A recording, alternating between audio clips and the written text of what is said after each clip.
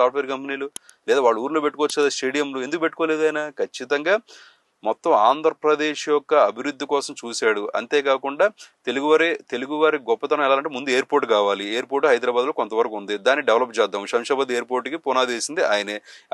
అన్ని వేల ఎకరాలు సేకరించింది చంద్రబాబు నాయుడు గారే.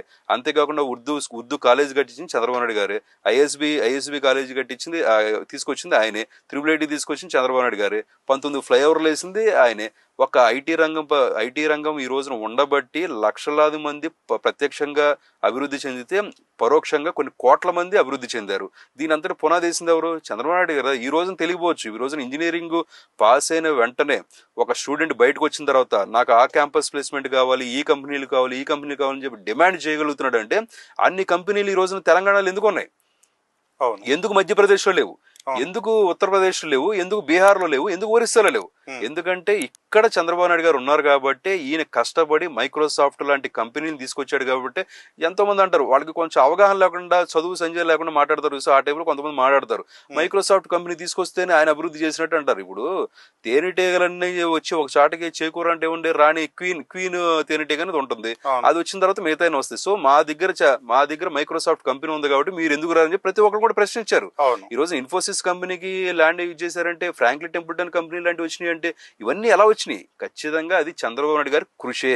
దానివల్ల ప్రతి ఒక్కళ్ళు కూడా, తెలంగాణలో పుట్టిన ప్రతి ఒక్కళ్ళు కూడా ఉద్యోగాలు, ఈరోజు సాఫ్ట్వేర్ ఉద్యోగాలు చేసుకుని అమెరికాలు, లేదంటే యూకేలు, ఆస్ట్రేలియాలు, యూరప్లు, కెనడాలు వెళ్తున్నారంటే అది ఖచ్చితంగా చంద్రబాబు నాయుడు గారు వేసిన పునాది.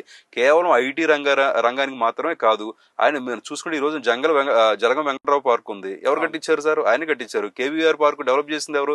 ఆయనే చేశారు. సంజీవ పార్క్ డెవలప్ చేసింది ఎవరు? ఆయనే చేశారు. అంతేకాకుండా గచ్చిబౌలి స్టేడియం కట్టించింది ఎవరు? చంద్రబాబు నాయుడు గారు కట్టించారు. అంతేకాకుండా పుల్లల గోపిచంద్ ఆ స్టేడియానికి స్థలం ఇచ్చింది ఎవరు? చంద్రబాబు నాయుడు గారు ఇచ్చారు. ఇలాంటి చూసుకుంటే ఎన్ని ఉంటాయి సార్ ఇవి? ఆయన చేసిన కోకొలలు.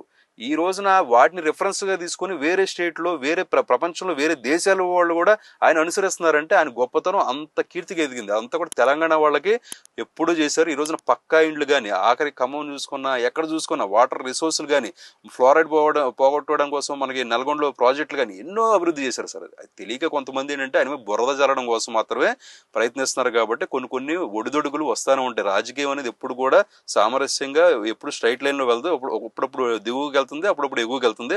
ఖచ్చితంగా మొన్నటి వరకు మీరు దిగునే ఉన్నా ఈ రోజున ప్రజలు మట్టుకు ఎప్పుడు మర్చిపోలేదు. మొన్న చంద్రబాబు నాయుడు గారు అరెస్ట్ అయిన తర్వాత కూడా కొన్ని లక్షల మంది తెలంగాణ రోడ్ల మీదకి వచ్చారు అంటే అది ఖచ్చితంగా చంద్రబాబు నాయుడు గారిని గుర్తు పెట్టుకున్నారు కాబట్టి వచ్చారు. ఆ టైంలో కూడా కేటీఆర్ గారు వ్యాఖ్యలు చేశాడు. ఈ రోజున ఓడిపోవడానికి మొట్టమొదటి కారణం ఏదన్నా ఉంటే గనక మీరు ఆంధ్ర ఇల్లు చూసుకోండి అంటే, ఎవర్రా బాబు ఆంధ్రాలో ఉంది, మేము అందరం కూడా తెలంగాణ వాళ్ళము, చంద్రబాబు నాయుడు మాకు చేశాడు కాబట్టి, మా అమ్మ నాన్నకి చేశాడు కాబట్టి మేము ఈ రోజున బాగయ్యి ఈ రోజున ఉద్యోగాలు చేసుకుంటామని చెప్పి వాళ్ళు బుద్ధి చెప్పారు. కాబట్టి ఈ రోజున టీఆర్ఎస్ బీఆర్ఎస్ ఓడిపోవడానికి రీజన్ అదే.